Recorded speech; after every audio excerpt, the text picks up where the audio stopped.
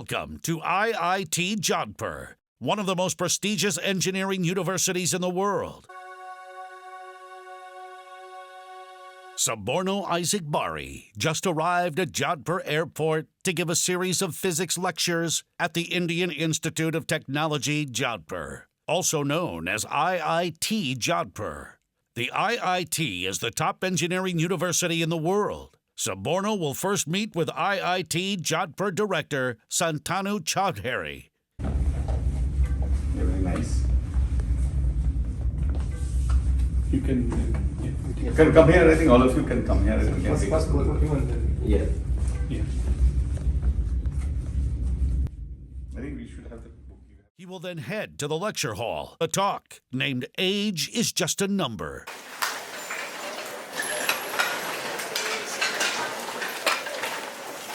And this time you can start.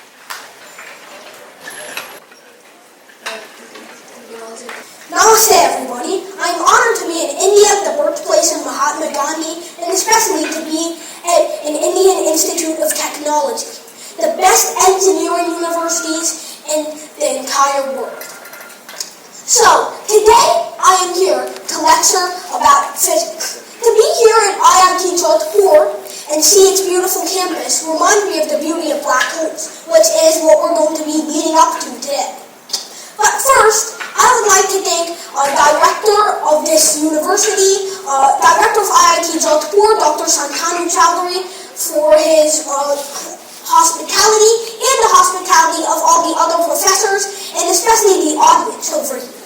So, I would like to thank everyone for showing up to this lecture, and especially the staff members, the professors, the deans, and Dr. Chaudhary for inviting me and working around the clock to make this event possible. Secondly, as an 11-year-old, I'm honored to be lecturing at IIT Jodhpur, one of the foremost engineering universities in the entirety of India. And India is a big country, so first, let me tell you a little bit of a story. On April 9, 2023, I landed in Indira Gandhi International Airport, New Delhi. And almost 4 years ago, no, not 4 years ago, 3 years ago, almost 3 years ago, on January 1st, 2020, I landed in New Delhi when I was only 7 years old. Should I? Oh, okay. Okay, hopefully there's no more background noise. Anyway, let me get back to what I was saying. Almost 3 years ago, on January 1st, 2020, the new year, I came to India because I was invited by then Vice Chancellor of Savitribai Phule Pune University, Dr. Nitin Karmakar, to give a lecture on my book, The Love. But then, people from outside India started protesting online. How could a 7-year-old write a book? I've never seen a 7-year-old write a book, let alone one with 80 pages. So how can a 7-year-old write a book this long, and especially about such a morbid topic? It must have been his father writing the book instead of him. But despite these people's fixed mindset, Dr. Kamalkar went through with the talk, reminding them, age is just a number. Along the way, I received a few more important invitations, but most importantly from the institution Ramnarayan Roya College of Mumbai University, where the principal, Dr. Anushree Lapoor, gave me the Chancellor Award and invited me to give a talk and give a physics lecture to a university class. Now, people from outside India once again started protesting. How can a 7-year-old, someone who's still in 3rd grade, be giving a lecture to university students? It just couldn't be possible. Yet, he still went forward with the talk, despite these people's fixed mindset, reminding them age is just a number. And on January 3rd, 2020, I also was invited to receive the Global Child Prodigy Award from Nobel laureate Kailash Satyarthi. And once again, people started protesting. How can a 7-year-old be receiving such an award in physics and chemistry? He clearly doesn't have a basic idea of what physics and chemistry is because he's only 7. How How can someone who's under the age of 10 have a good understanding of physics and chemistry, such a good understanding to work in the world? Yet still, he went forward with the nomination because getting over their fixed mindsets, reminding them age is just a number. And right now, I'm here today as an 11-year-old at IIT Jodhpur, one of the most prestigious engineering universities in the entirety of India, as I have just mentioned.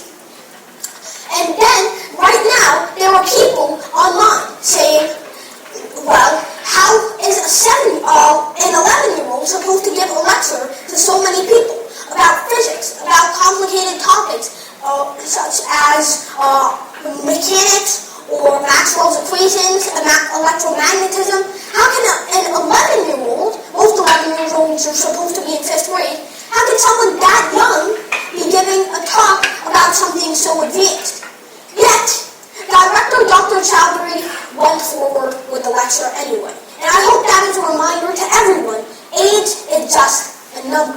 No matter how young, how old you are, you can accomplish anything. If Dr. Karmakar never said age was just a number, I wouldn't be Soborno-izing. If Dr. Lacour never said age is just a number, I wouldn't be Soborno-izing. If Laureate Satyarthi never said age was just a number, I wouldn't be Soborno-izing. And if Dr. Chowdhury never said age is just a number, I wouldn't be standing here today giving a talk to hundreds of people. So, if none of these people ever said age is just a number, I would not be where I am today. But the fact that I am shows that that message is true. No matter how young or how old you are not limited by your age. You can accomplish anything. And I hope that serves a lesson to all of you, especially that guy over there. I hope that serves as a message to all of you that you can accomplish great things in math or physics or any subject. You all are just hidden gems waiting to be dug up. So now, let me tell you about a story of when I fell in love with math and physics. I love India, for it's given me as an American, it's given us many gifts. Not, for example, the CEO of Google, but it gave us Dr. Martin. Oh boy, what's wrong with this microphone?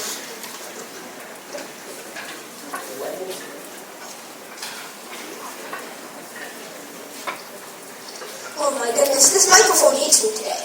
So anyway, let's get back to what I was saying. What was I saying? So, it gave us the greatest gift. Dr. Martin Luther King Jr., who himself said that he was inspired by Mahatma Gandhi to spread his messages of peace and equality for white and black people. So now, India, on a personal level, has also taught me many things, and has taught me to love math and physics much more than I did before coming here.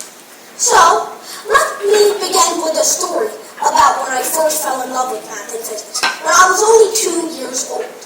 When I was 2 years old, my father led me to the garage, where he gave me a book that seemingly had no title, and he told me to look through it until I had a good understanding of gravity, and then to tell him the title. The only problem, I had exactly 1 hour, 60 minutes. So, the timer began as soon as he left the room, and I started flipping through the pages. After 5 minutes, I already had an understanding of gravity, if you could even call it that, but it was shallow. I could explain it to you, but if you asked me any questions about my explanation, I wouldn't be able to answer them. So, I tried to look deeper, looking for the answers behind the reasoning that I had just read. And eventually, after what felt like only 30 minutes, I felt like I had a complete understanding, down to my fundamentals of how the world worked. But I realized that the 1 hour timer was long up. In fact, it had been 3 hours, and I was even more surprised to see my father standing right outside of the room. He looked pretty sleepy, and he said that he had been standing there since the timer expired, for 2 hours at that point, to see how much longer I would spend reading that physics book, loving it. And from that day onwards, I realized my love for physics. And, in fact, gravity was something, or small screen. Gravity was something that Newton first came up. Even though Galileo and other physicists before him came up with a general idea of what gravity was, Newton himself was the first person who formulated it. So let me talk about him a little bit. Soborno Isaac Bari is receiving recognition from Professor Ashutosh Alak, the head of the physics department at IIT Jodhpur.